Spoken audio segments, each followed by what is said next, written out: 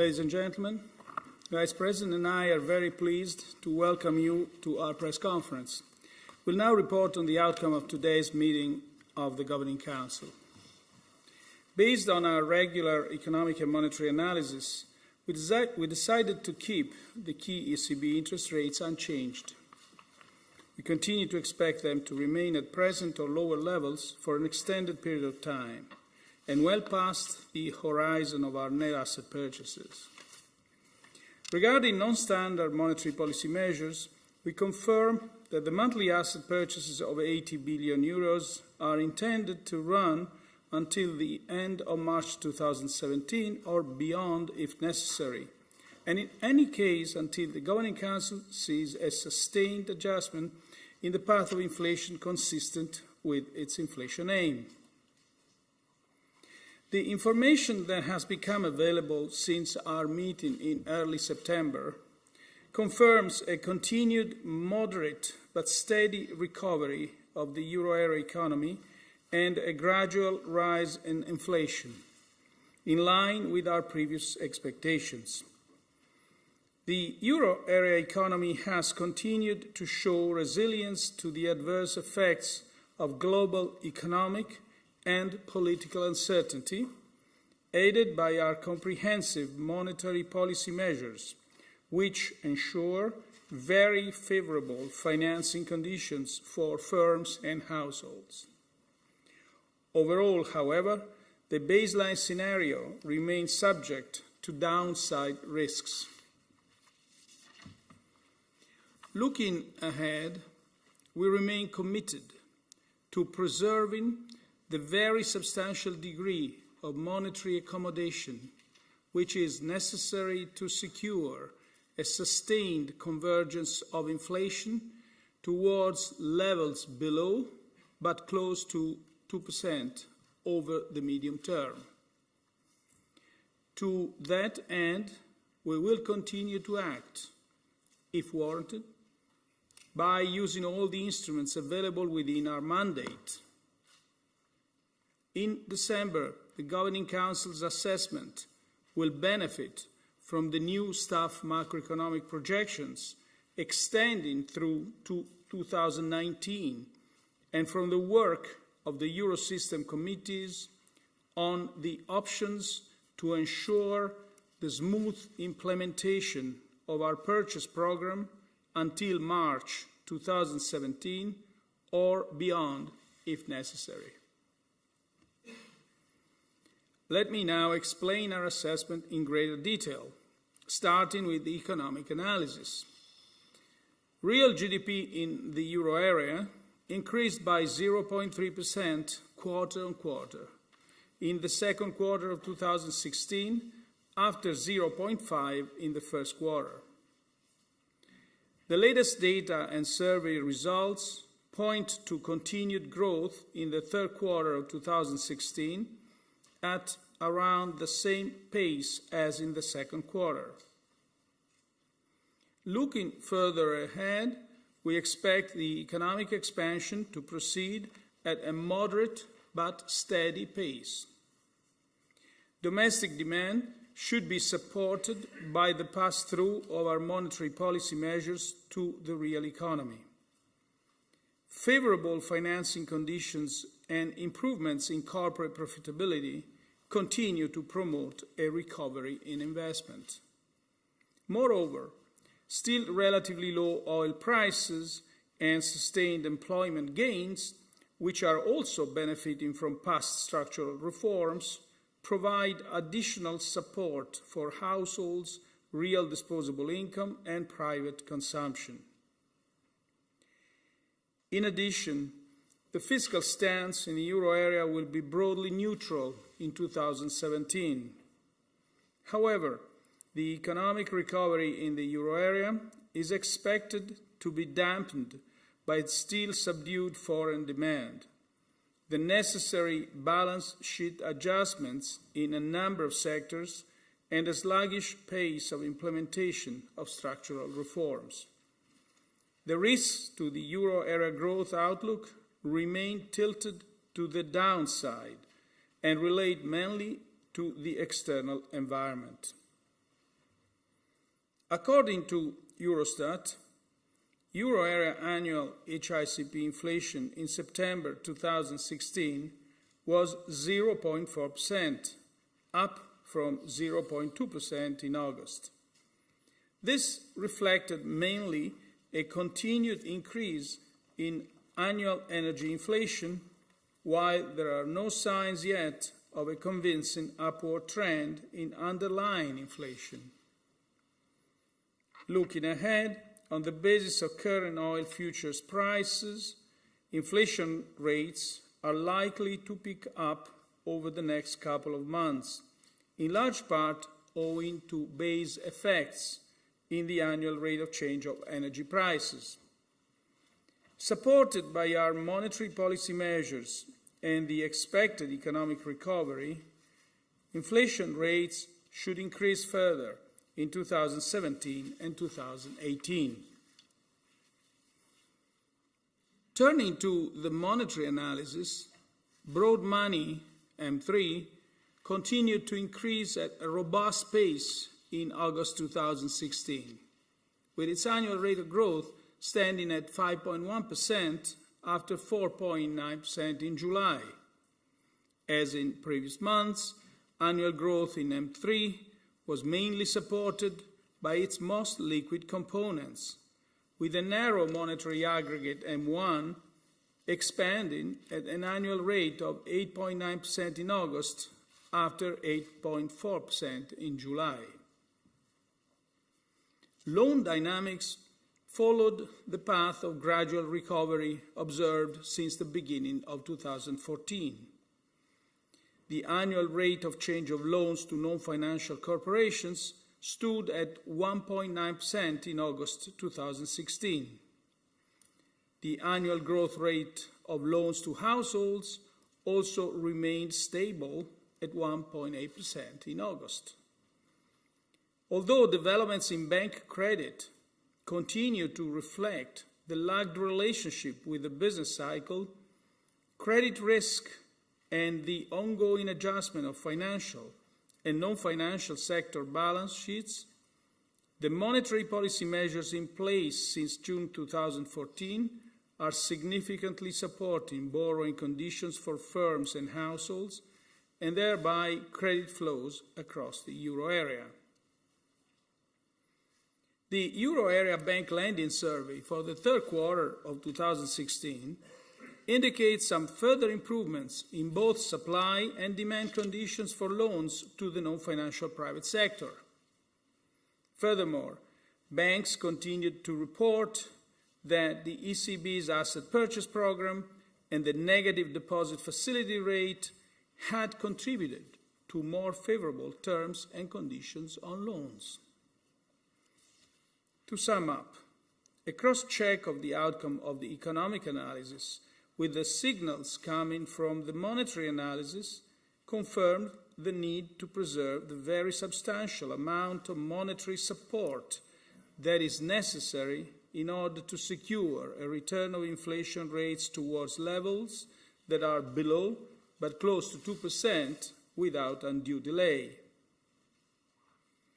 Monetary policies focused on maintaining price stability over the medium term, and its accommodative stance supports economic activity.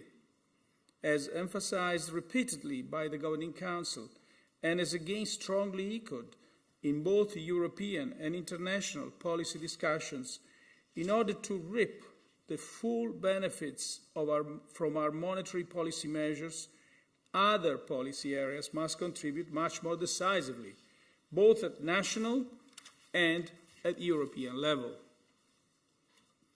The implementation of structural reforms needs to be substantially stepped up to reduce structural unemployment and boost potential output growth in the euro area. Structural reforms are necessary in all euro area countries. The focus should be on actions to raise productivity and improve the business environment, including the provision of an adequate public infrastructure, which are vital to increase investment and boost job creation.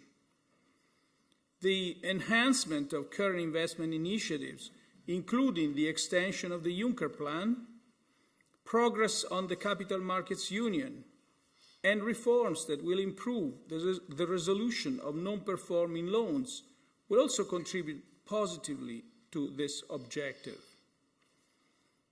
In an environment of accommodative monetary policy, the swift and effective implementation of structural reforms will not only lead to higher sustainable economic growth in the euro area, but will also make the euro area more resilient to global shocks.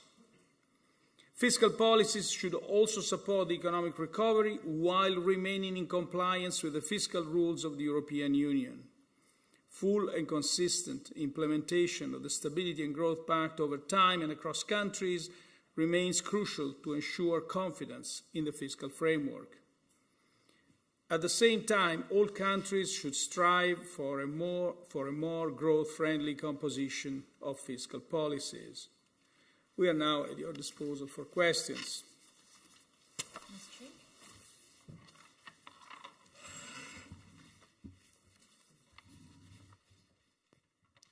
Johanna Dreek with MNI. Thank you very much. Mr. Draghi, could you give us a bit of a clearer idea on how you will assess whether inflation is on a sustained path towards price stability? Some of your colleagues have said that perhaps we might want to see a period of overshooting, or will you be looking at core inflation? What are going to be the key parameters that you'll be looking at?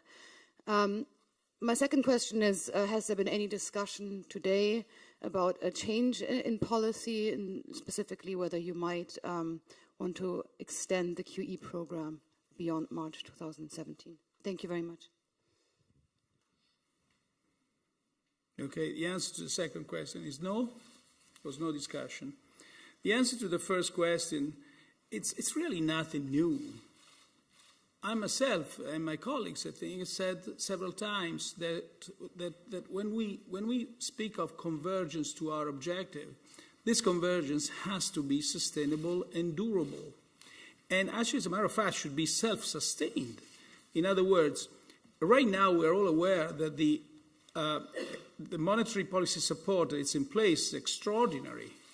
And we know, and I've said, that the projections that are part of our outlook reflect financing conditions which reflect expectations that this support remains in place. And the financing conditions not only, of course, are the output of these expectations, but also of other factors like monetary policies in other jurisdictions, but in more generally of many other factors. So they do reflect also the expectations of this extraordinary policy support will remain in place. But does it mean that it can stay in place forever? And the answer is, of course, not. We want a convergence which is self-sustained. In other words, without the extraordinary policy support that is in place now. Second, we've said several times that durable convergence means that this objective should be achieved in a sustainable and durable way. Namely, we look through blips that are caused by other factors. I think I've said everything here, and yeah. Mrs. Skolimowski. Piotr Skolimowski, Bloomberg News. My first question is, you said in December you benefit from work of the committees of the reviewing the program. So could you give us a bit of a flavor of, I guess, certain reports, preliminary reports on the work of committees have already arrived? Just give us a general idea, a broad outline of what measures you could be looking at, what measures are definitely out of the question. My second question would be more general, I guess. In your opinion, what really provides the stimulus in your QE program? Is it the stock or the flow of your purchases? Because when you first designed the program, you gave the market a clear idea of the size. Now, more recently, the focus of the market seems to be shifting more to the monthly flow of your purchases. How would that shift impact your current review of the program and your eventual decision to exit the stimulus? Thank you. Thank you. Let me tell you, the second point was not discussed, but it's in a sense part of your first question. We took stock of the ongoing technical work in the committees, work that is designed to ensure a smooth execution of the program until March and beyond if necessary. We had a seminar and the work was presented. We discussed various options, but options that really we consider in case we should be confronted with a shortage of purchasable bonds in some jurisdictions. The Governing Council reaffirmed the importance of very supportive financing conditions in fostering the recovery and a gradual return of inflation to levels close to 2% over the medium term. Sometimes it's also important to say what we did not discuss. And we didn't discuss tapering or the intended horizon, and here comes the second question, of our asset purchase program. And by the way, the Governing Council reaffirmed that it certainly will take into account the input of the committees, but it just remains the ultimate decision maker here. Thank you. Ms. Jones? Claire Jones, Financial Times. Mr. Draghi, you just mentioned there that tapering wasn't discussed today, but do you expect it to be on the agenda 6 weeks from now? And just to return to Peter's point about stock and flow, you mentioned in answer to the first question that your forecasts reflect expectations that the support that you've provided remains in place, but there's a stock and flow issue here as well, I think. Do those forecasts reflect the idea that the stock of purchases will remain the same or that the flow will remain the same at 80 billion a month? I'm sorry to say, but we haven't discussed that. We haven't really touched on the issue at all. So we simply listened to the outcome of the committee's work and we mandated the committees to continue working. And as I said, the Governing Council will take as one of the inputs the committee's work, but it remains the ultimate decision maker. About the expectation, it's what's going to be in the agenda for December meeting. We haven't really yet discussed that at all. But more generally, it's quite clear that our decisions in December will tell you what we are going to do in the coming months. And so they will define the monetary policy sort of, I would say, environment for the coming weeks and the coming months. Thank you. Mr. Fallis? Thank you. Tom Fellis from the Wall Street Journal. I know you say you didn't discuss the measures that might be taken to prolong QE. I wonder if you could give a sense of whether certain of them might be less contentious or more effective when that discussion does take place in terms of buying beneath the deposit rate floor or the other options. My second question is, on tapering, is there a possibility that there couldn't be tapering, that there would just be an abrupt end to the bond purchases? Thanks. That was never discussed, as a matter of fact. I would say an abrupt ending to bond purchases, I think it's unlikely. On the first question, see, it's in a sense, why are we waiting for December? Because we want to see all the inputs that are useful to have this discussion. And that's important for having one view about which the Governing Council members can express their opinion. Right now we have options, and so we didn't. In other words, to be more precise, we didn't go at all in the exercise of counting views or majorities or not. Thank you. Ms. Mastrobuoni? Yes, Mr. Draghi, Tonia Mastrobuoni, La Repubblica. My question is about negative rates, because some central bankers have expressed concerns in the last days on the effects of negative rates on the lending of some banks. So I wondered if you talked about it today in the Governing Council, or if there is some outcomes already on the effects of negative rates. Thanks. Now, first, we briefly touched upon negative rates or low rates more generally during the discussion we had about the current outlook. And the conclusion was that they don't hinder the transmission of our monetary policy. We have no evidence they actually hinder the transmission of our monetary policy. In other words, low rates work.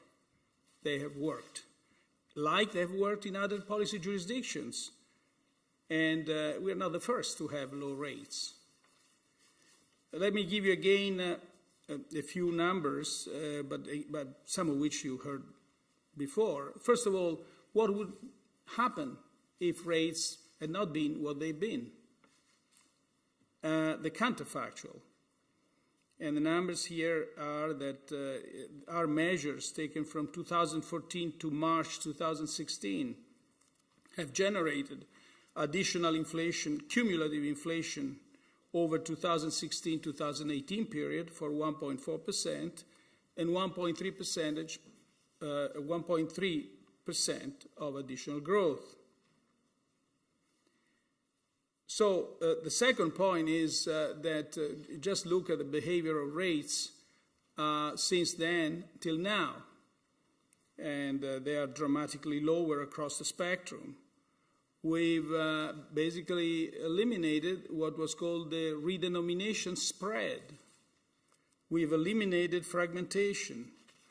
If we just spend a second on the recent BLS, on recent bank lending survey, we see that net loan demand continued to increase for all loan categories.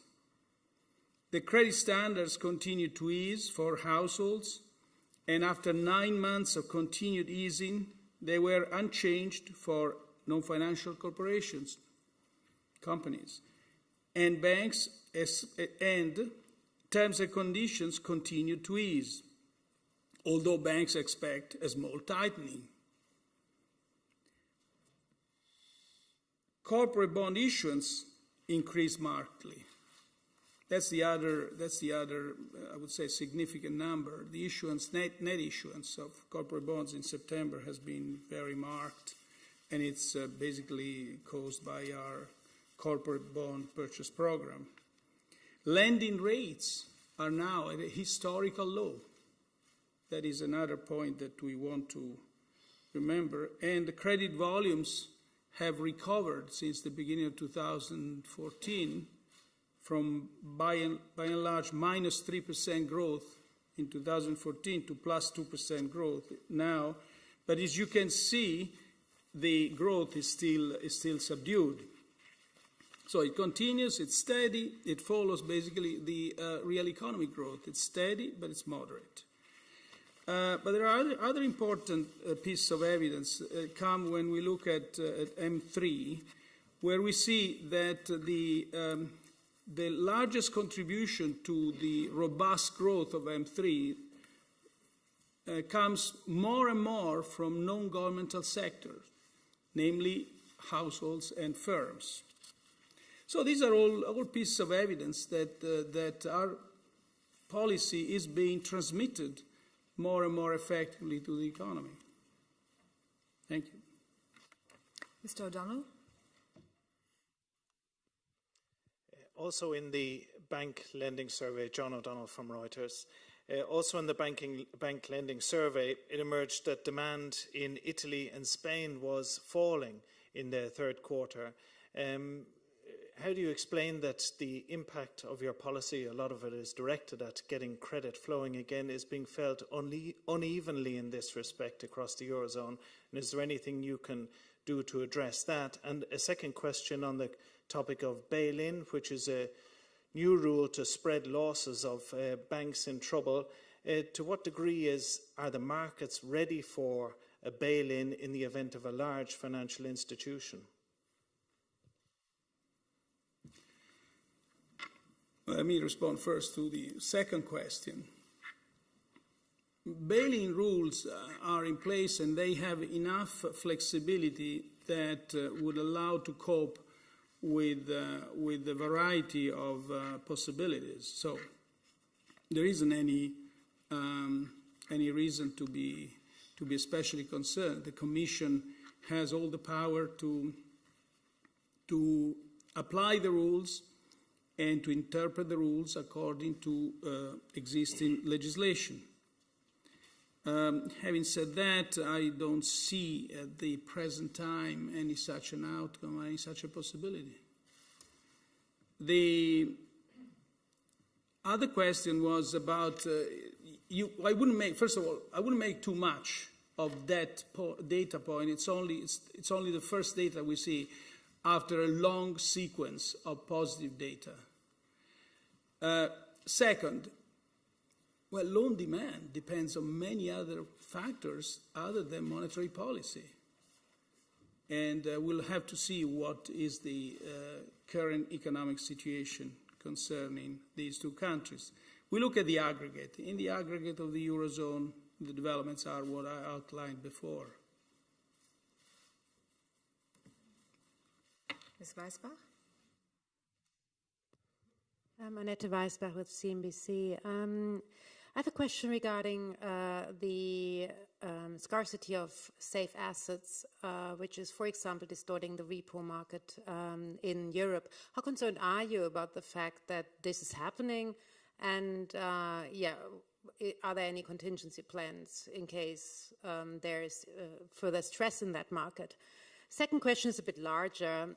There are some people who are arguing, at least here in Europe, that what we are seeing currently is sort of an economic war between Europe, Germany, and the United States, looking at all the large fines, talking about Apple, for example, or also the Deutsche Bank potential DOJ fine.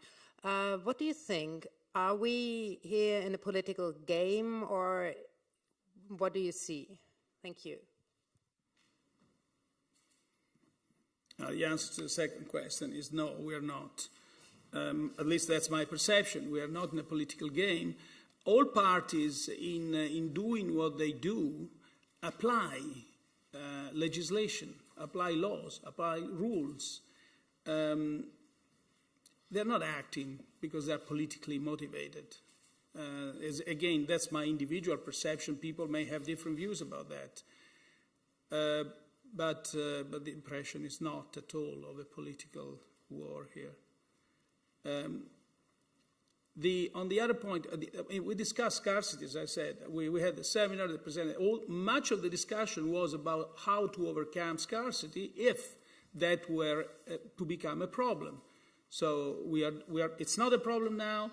The asset purchase program continues to run smoothly. The corporate bond purchase program has been a success so far, beyond, in fact, our expectations. And so it's not a current issue, but just in case, much of the discussion was around that theme. Thank you. Mr. Malin?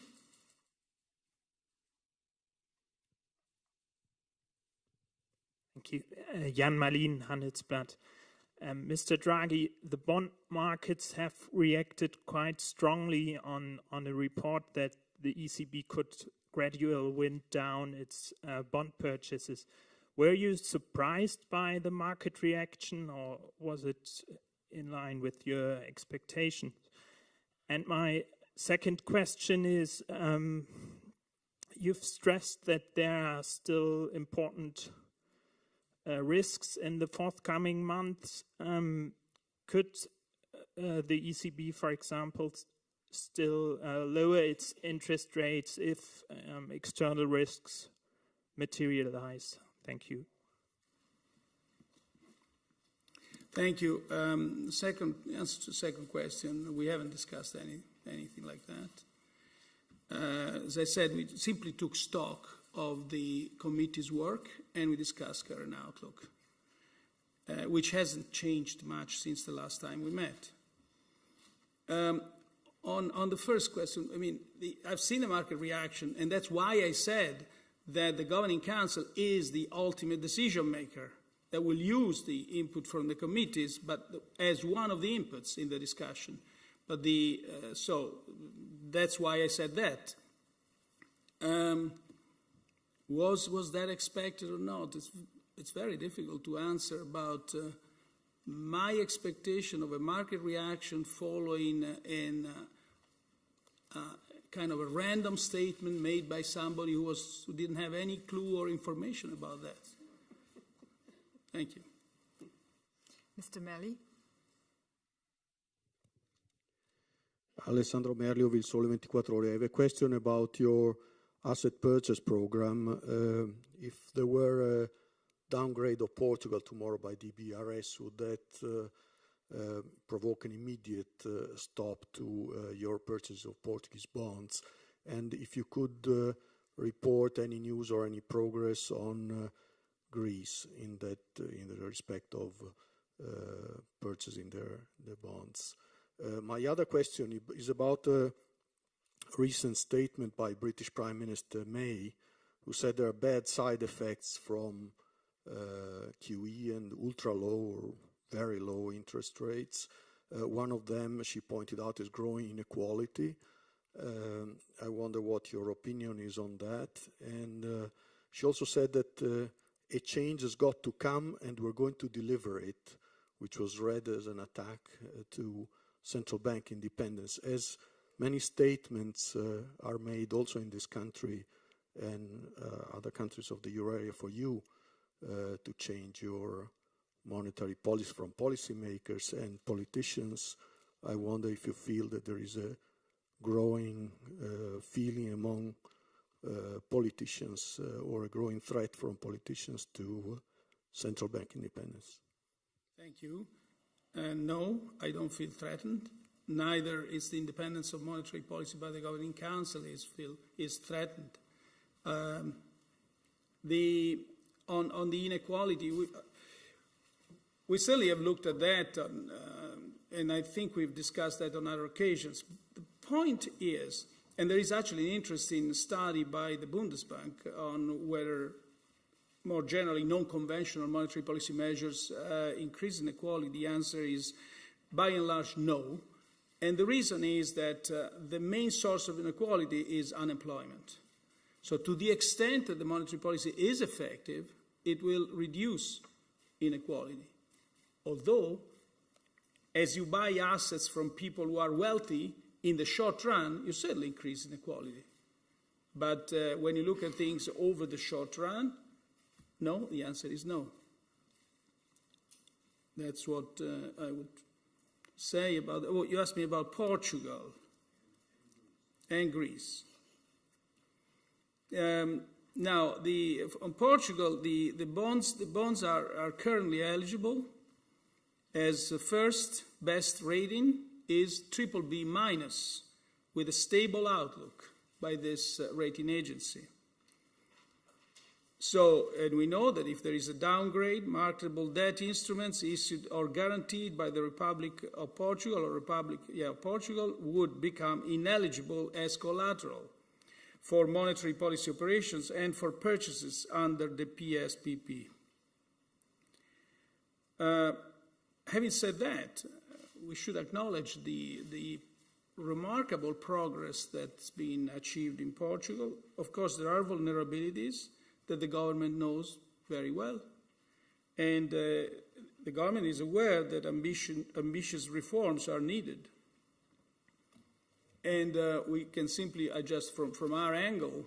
There is one area that I want to highlight, which is the corporate debt restructuring and the addressing the problem of the NPL, the non-performing loans. So that's what it is. About Greece is discussions about debt sustainability are continuing. We have expressed, like others, like everybody else, concerns about debt sustainability. Therefore, measures have to be undertaken to address this problem. And the Governing Council, when time will come, will assess in an independent way the debt sustainability. Until then, it's premature to sort of speculate about purchasing bonds. Thank you. Mr. Lacour. Blackpool is echo. Mr. President, we'll come back to the question raised before my colleague Malin asked you if you were surprised by the market reactions after this Bloomberg report. I will ask you, well, how the ECB profited from this market reaction. I mentioned, for instance, the tightening of some rates on the long curve that maybe help for a smooth implementation of QE. So how did the ECB profit of this, these weeks before? And the second question, we have seen that the hard landing of an aircraft on a Mars planet can cause damages. That's certainly not making a parallel what the ECB wants to go through with a sudden stop of a QE. But you made this statement before, simply ruling out a kind of sudden stop of the QE without also you hadn't discussed it any time yet now by the Governing Council. But what makes you so sure, or what makes this statement made from you? Because there is another Bank of England, for example, experimented the sudden stop of a purchase program. So why either choosing the Fed way, for example?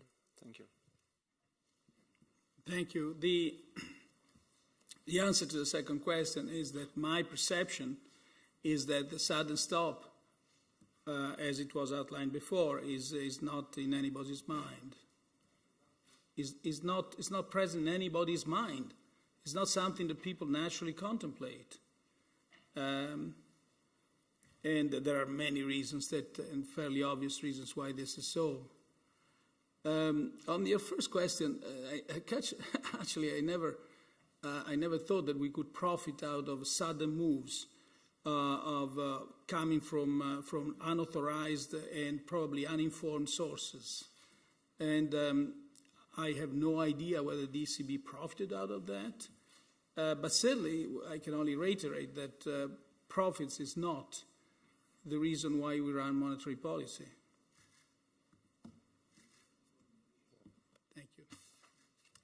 Mark Schreurs. Just here. In the front. Thank you, Mark Schreurs with Börsen-Zeitung. My first one is, you have said that the extraordinary monetary policy support cannot stay in place forever.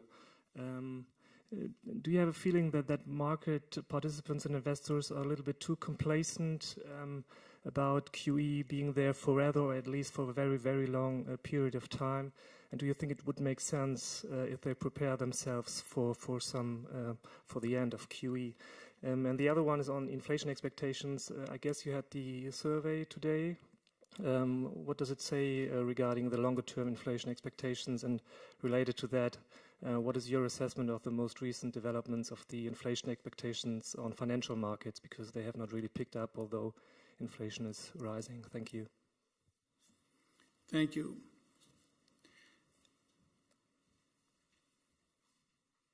I can only, as far as market expectations, I can only, in a sense, respond, pointing out to the fact that the current outlook, our baseline scenario of a rate of inflation which will gradually converge towards our objective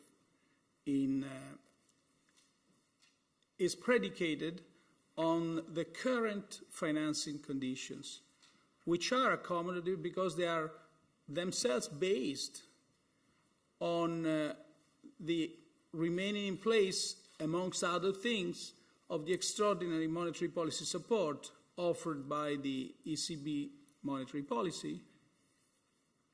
And that's it. That's what markets expect. Do I have a sense they are complacent or not? I think this is part of the more general category of financial stability risks. We certainly continue to monitor financial markets, and so far we haven't seen evidence of bubbles, whereby a bubble, I define a bubble as a marked rise in asset prices accompanied by a marked increase in leverage. So we monitor financial stability risks. We have not seen any systemic bubble of any kind. We have expressed several times the point that these bubbles ought to be coped with macroprudential instruments.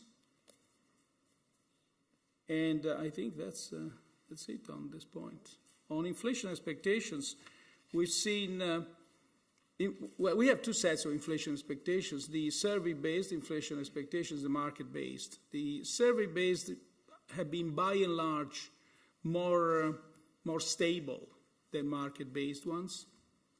The long-term point to 1.8, if I'm not mistaken, and they've been quite stable all throughout this period.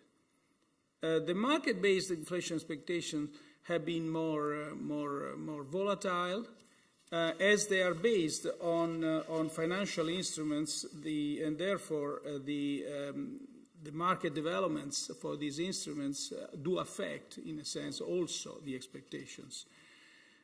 We've seen that in the period immediately before and more markedly after the British referendum, inflation expectations, by and large across all horizons, have declined quite significantly.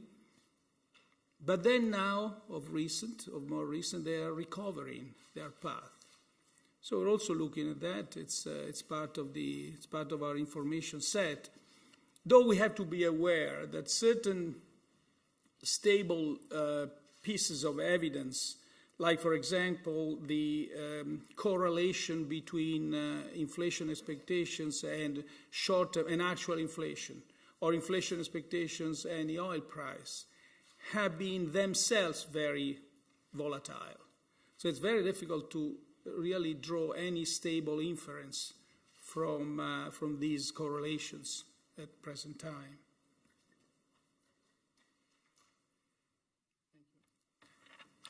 Ms. Thier? Jenny Thier, Frankfurter Allgemeine Sonntagszeitung. Mr. Draghi, would you rule out raising interest rates while QE is still in place? Well, let me read you the introductory statement.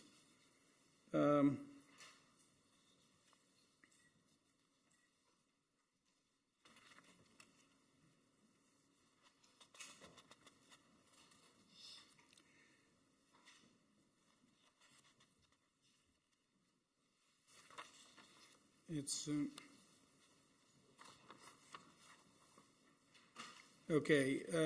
say, based on our regular economic and monetary analysis, we decided to keep the key ECB interest rates unchanged. We continue to expect them to remain at present or lower levels for an extended period of time and well past the horizon of our net asset purchases. Thank you. Our last question goes to Mr. Schulte. Thorsten Schulte, Silberjunge. President Draghi, since the beginning of June, the ECB has bought more than 660 corporate bonds.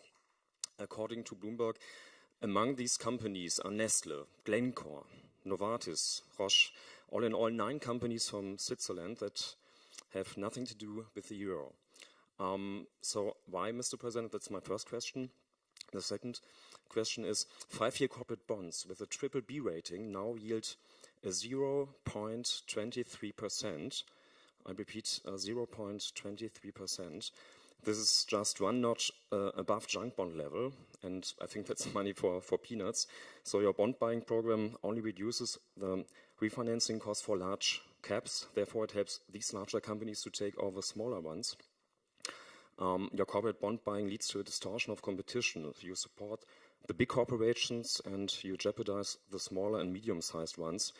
My question is, how can you justify this, Mr. President? Thank you. Well, I don't have to justify, just saying that it's not true.